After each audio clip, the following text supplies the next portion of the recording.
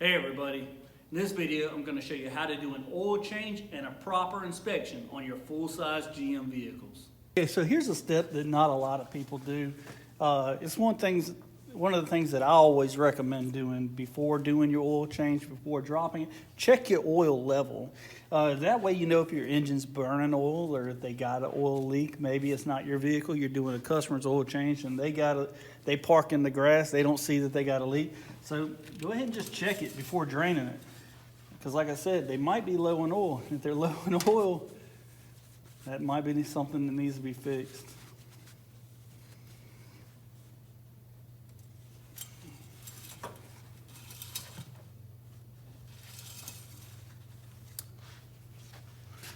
All right, so anywhere in this cross stitch area right here is considered full. So this vehicle is full, but like I said, anywhere in this cross stitch, GM considers full. It doesn't have to be all the way at the top. It can be all the way at the bottom because the oil could be trapped on top of the engine. So anywhere in this section is considered full. Next, let's go ahead and take our air filter out. I've already disconnected our air filter to save us the time, or I say disconnected it. I already unscrewed the box to save us the time. Go ahead and pull the air filter out and look through it. You can put it up towards the light and look through the back side. You want to see that you could see light coming through the filter. You know, that'll tell you if the filter's good. If this filter ain't that dirty, you can, it looks pretty new. If it isn't new, go ahead and replace it, or ask the customer if they want to replace it.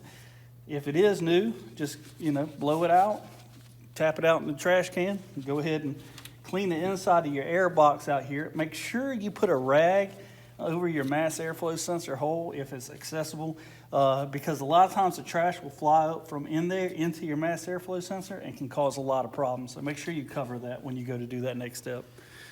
All right, so let's go ahead and put our air filter back in, now that we're all cleaned out.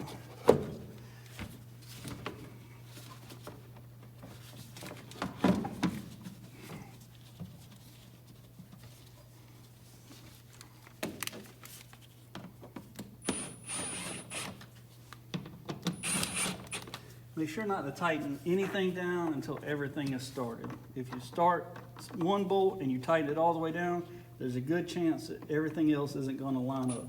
So not only with just this job, but with any job that you do, start all your bolts before tightening anything down. Next thing we're going to do is just start checking all of our fluids. Our coolant level is full. I've already checked. Make sure I can see on the line here that the coolant level is full.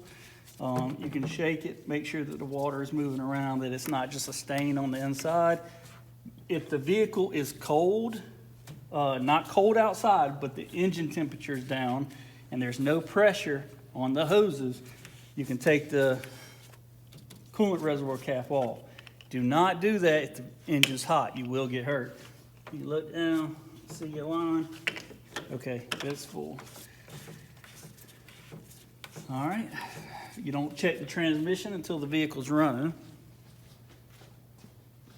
Now, your brakes, and this is kind of something that I wanted to show you. If you look at this one right here, here's your max line and here's your minimum line.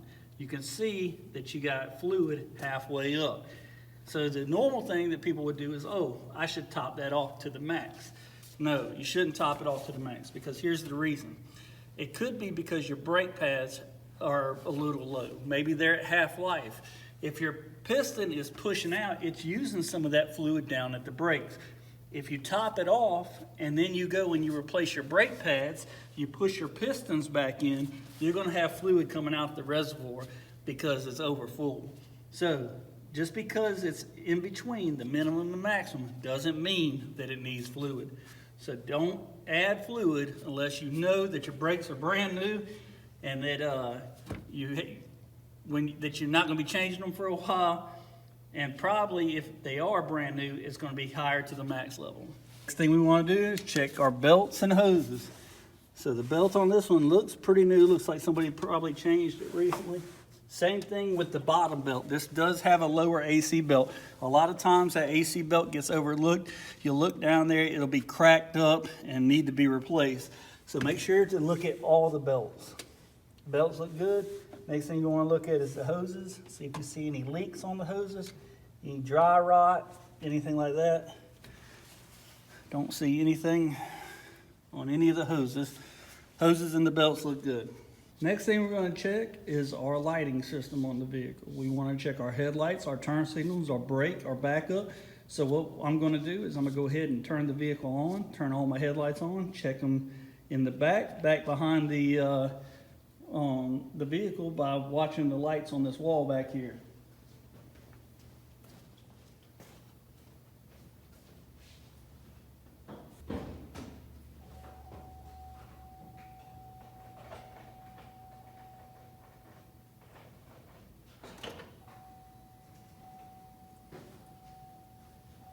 So we're going to make sure both of our low beams are on. And we're going to change to high beams. Both of our high beams working. Right turn signal.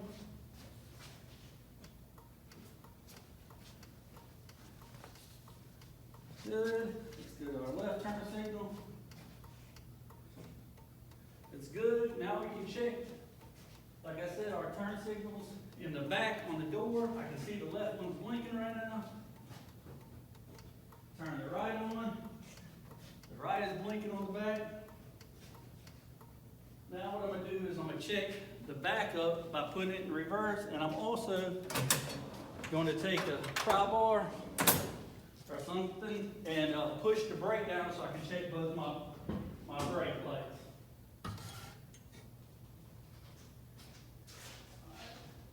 All my brakes, my third brake light's working. Now I'm putting it in reverse.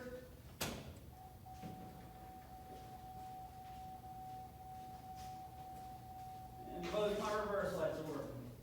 All right, now we can start the oil change. Now I know not a lot of people have access to a lift, so if you don't have access to a lift, some of these might be a little harder to do. Make sure no matter what, you're safe. Use jack stands, good jack stands. Use good lift or racks or drive-on hoists or whatever you use to do this job. Make sure you are safe.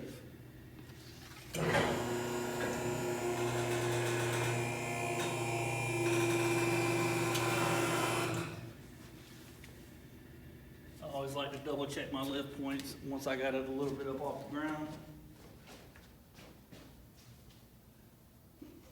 Just to make sure nothing shifted.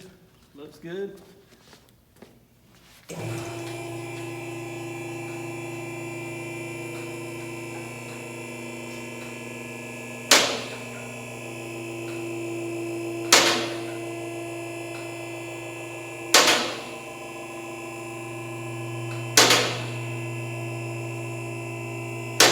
Now once I have it up about this high, the next thing I'm going to check is the suspension on the front.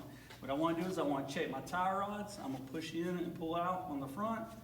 Don't have any movement there. That would check the tie rod, also the hub, and then I'm going to go in and out. That would test my upper control arm ball joint, also my hub. I don't have any play on this side, so it feels pretty good. I'm going to do the same thing on the other side.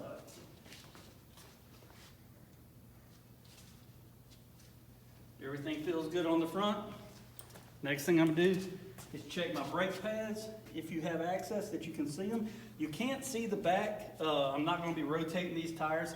I do know that I just replaced these pads on this vehicle about 3 months ago, so they're new on the front and the back. But normally I would check the front, see if they're good. If they look pretty good, I would think that they were pretty good on the back too. If not, pull the tire and look.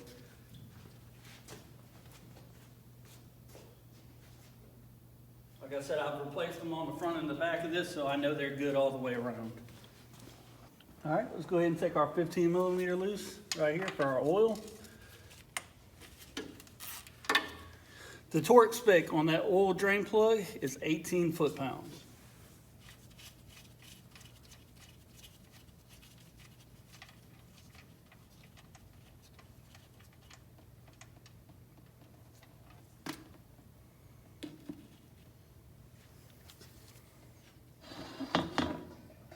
Let's let that drain. While that's draining, we're going to go ahead and start on our oil filter.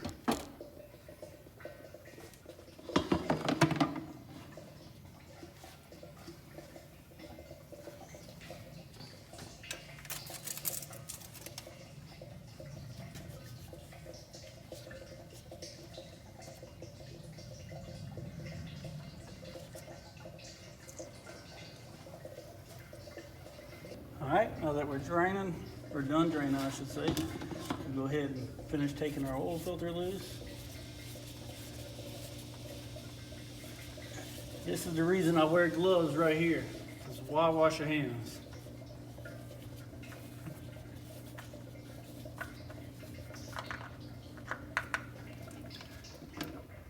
All right, so we're gonna take the oil drain plug, we're gonna look at the seal, make sure the seal's still good.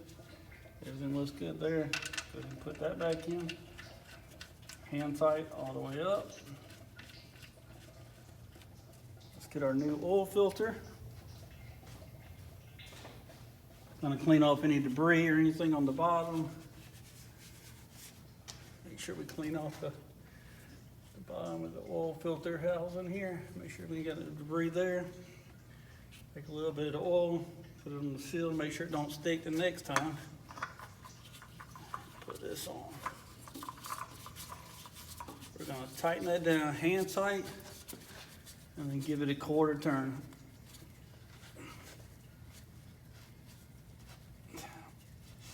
Just like that. All right, so like I said, it's 18 foot-pounds.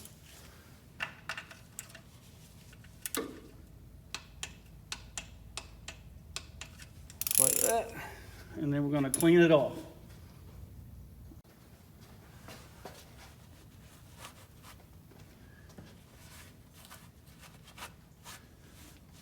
If you got brake clean or something like that, you want to spray up in this housing area, make it a little better. It's not going to hurt anything. All right, so now that we got the oil drain and everything, what we want to do is we want to look at the bottom of the car. Make sure our sway bar links look good. Make sure none of our boots are busted. Make sure the struts look okay. Don't see any kind of oil leaks. No holes or anything in the exhaust. Everything looks good there. Look at the back of the transmission, make sure the output shaft seal isn't leaking. Looks good there. Make sure all of our exhaust hangers look good. No broken wires, no leaks here. Move on to the back. Check our fuel system, our evap system. Everything looks good. No leak at the pinion seal. No leak at the rear end on either of the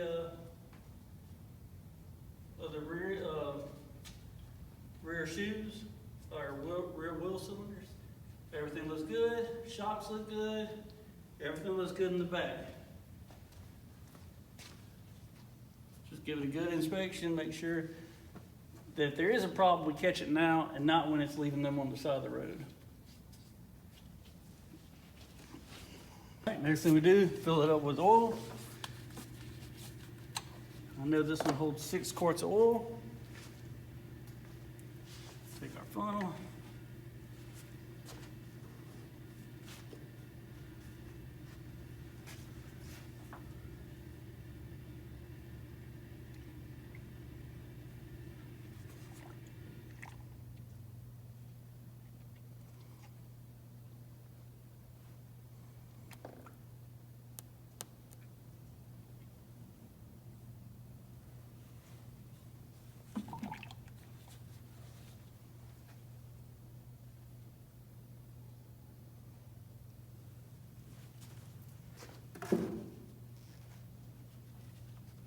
Those 5 quarts.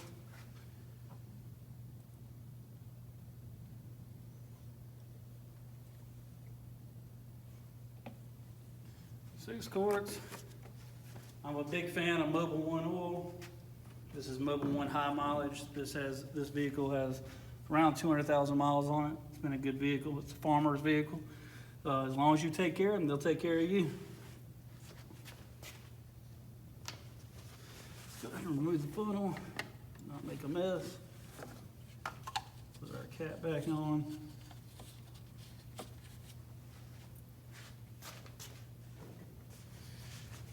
Clean the cap off.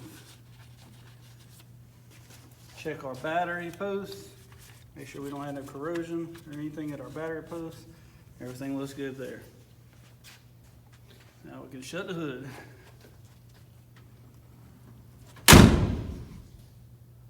There we can go ahead and reset the oil life. So we got this car information here. Gonna go down to our oil life. Then we're gonna hold the check button down. It's gonna take it to 100% oil life. It's reset.